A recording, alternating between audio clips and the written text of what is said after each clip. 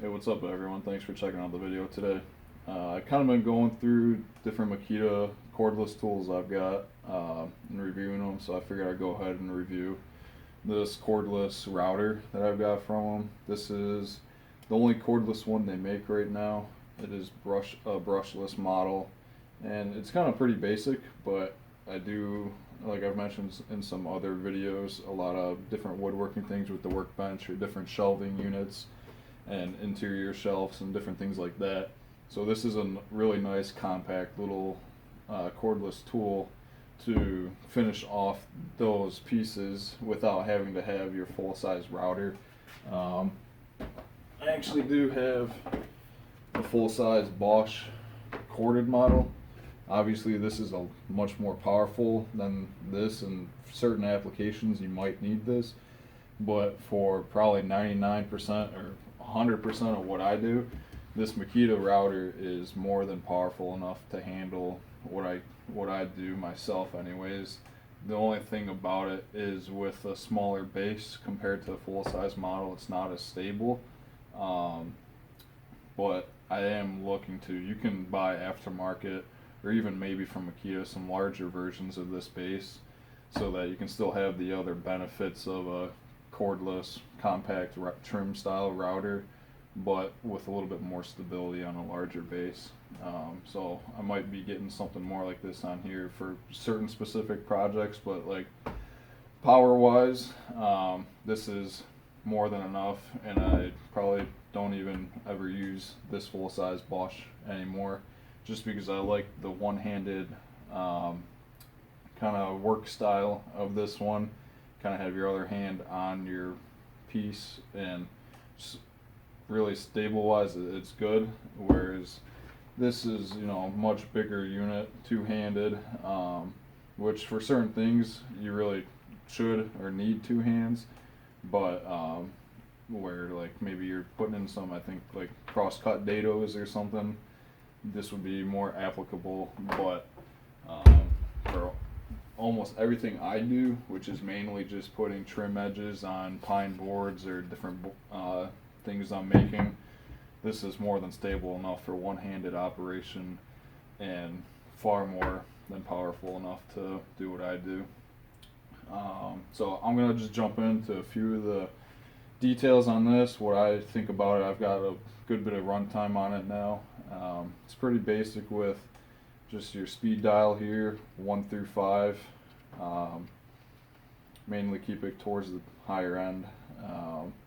Power button and lock button. So you do have to hit this unlock button and then the power button to turn it on. It's kind of different. I guess it's a little bit of a safety feature, but it doesn't really bother me. It's simple to use. Just when you pop your battery on, unlock it, and hit your power button, and it starts up. I usually run this with a 5 amp battery. It's really with the 5 amp on there, not that bad. You can easily hold it with one hand and stable. It's still all compact down here. Your mass is kind of up here, but like where your workpiece is, you're still nice and compact. For trimming up, like putting trim edges on pine boards, which is, you know, a softer material, especially if you're doing like a smaller 1/4 inch round over, you can probably more than get away with just a smaller 2 amp on top of it here, and it'll run probably perfectly fine with that and have enough power.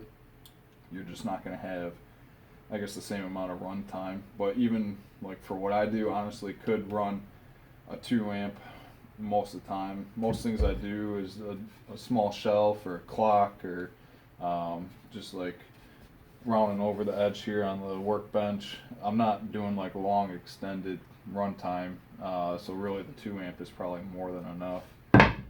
So that, I mean, overall use, this thing's great. I really like. There's only a couple things that I don't like about it. One would be the fine adjustment. Some other models have more of what this Bosch has here, where you unlock your collar, your sleeve here, and then you have a separate fine-tune adjustment knob here. And even with this open, your table or your base here doesn't move. It's still locked in with this and you can do your micro adjustment with that knob. And then if you push this button, it can bypass that and do macro adjustments. So I like that style more. I think some other cordless routers have that integrated. This one's a little bit more basic, where as soon as you open this up, your table here is just loose, so it can actually like fall right off. And while that makes it like super easy, quick and easy for adjustments, it's almost less accurate, as well as just a nuisance. That like if you're doing a cut and you decide, okay, I want just a little bit more cutting depth on it, and you open this up and you got to do just a little bit more cutting depth, the problem I find is you can open it up and then it's just kind of free here. Like you can lose your initial adjustment point. And kind of a quirk, I've been able to just be careful and work around it, but I would much prefer more accurate, like fine tooth adjustment knob that keeps this steady when you loosen this up. So that's one thing. That's probably the biggest gripe I have about it. But at the same time, I have done a lot of work with it and haven't really had too much trouble. So I'd like to see it change in their next model, but overall, it's not too bad. Installing different router bits is pretty easy. I just pop this guy off, loosen up the chuck, put it in, and then they have this red button here. You line up that pin with the hole in the collar here. You can line it up on either side, 180 to each other. So you just push that button in, and then you can take your provided wrench and snug that up a little bit. And that's pretty much it for that. And then you're good to slide this right back on and kind of get, I'm going to start out just in a rough spot here just to show some sample of how it runs across the board, and lock it back in. It does also have inside here dual LED lights. I guess I'll take this back off to show them. There's one on each side, and when you unlock it with your unlock button, it turns both those lights on, and that actually does a really good job of illuminating your work area. For as you're looking through this window here, it really shines the router bit good, as well as kind of your workspace around. So I like that a lot, and it seems to work quite well. You're also going to get in the package an edge guide like this, which can clamp in onto this side knob, and that would let you run maybe like a dado across a board or a notch. I haven't had a chance to use this on any of my projects. It's nice that they include it, but I just personally haven't had a need for it yet. What you're not going to get in the package is a dust extraction port cover here. I think you have to purchase that separately, but it would snap on here, and then you're able to hook up a vacuum to it. I generally wouldn't use it, like haven't used it in the past, but I can see that it would be beneficial, but I could also see that it might get in the way. So I don't know if I'm really gonna worry about purchasing one, but I think it works fine just as is. So I'm gonna just jump ahead and do a couple cuts in these boards. This is a pine board, so a bit softer and easier. And then this is I believe this is maple. This is like a butcher block top that I had made a desk out of, and just a scrap piece. So this is a little bit more dense than the pine, and that'll show the power, or test the power of the router a little bit further. So I'm just going to go ahead and put the 5 amp back on it. Maybe I'll test it with the 2 amp as well, just to show that it works no problem. I'm going to run this 1/4 inch round over bit with just a little bit of the corner showing too, so it's not going to be just a round over. You're actually going to get a little bit of that step in there. I'm going to do it in just one pass also. Normally you might do a little bit shallower and then come back with a follow-up pass to go to your full depth, but this just going straight to the full depth is going to test the power of it a little bit more, and especially in a softer pine board, I have not really found issue with just going straight to the full depth. That you won't really get too many issues. I'm just going to put on my hearing protection and eye protection.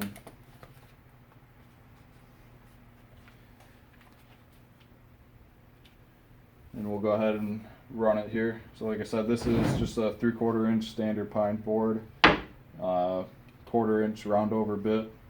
We'll go ahead and unlock the tool. You can see the lights turn on, and we'll hit the power button. Starts right up.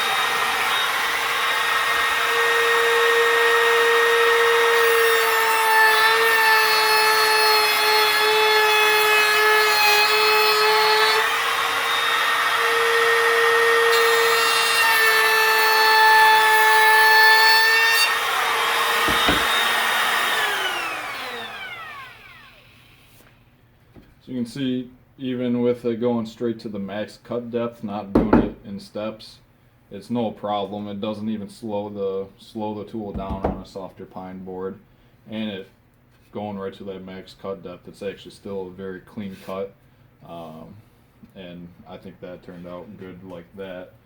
The one thing, if you notice, what another drawback on this is it doesn't really seem to have much of an electronic brake.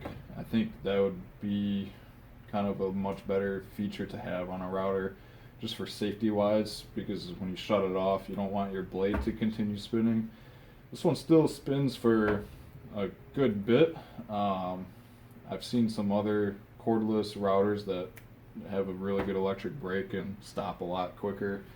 So I'd like to see that improve as an improvement if they make a second version of this, but I'll kind of show that again and see how long it takes to ramp down.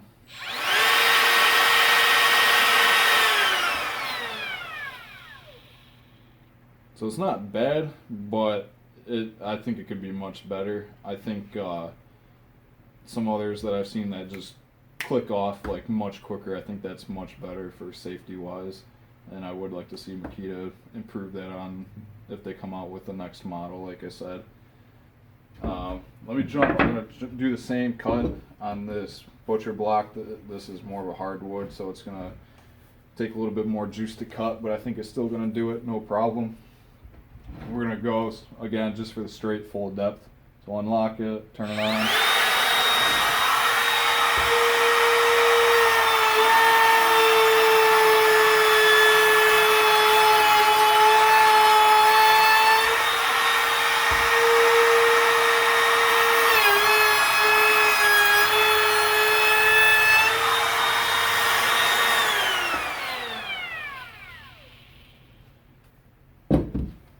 So again, no problem on a harder wood. A 1/4 inch isn't really much, but going right to full depth, it still cuts clean, doesn't bog the motor down or the tool down at all.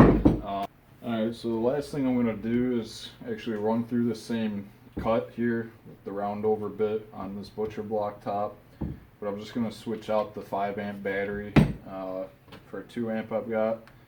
The 5 amp was fully charged, and this 2 amp is also fully charged. So like I said, I think power wise and just doing a quick cut like this, the 2 amp is going to be no problem. We'll find out, but if you're doing like a larger project, you might want to just run with the 5 amp for the longer run time. But I think, again, just a small 1/4 inch round over. This is a bit of a harder wood, but I still think it's going to be no problem with a 2 amp. So we'll just go ahead and make a pass on that and see how it does. Again, unlock it, lights come on, turn it on.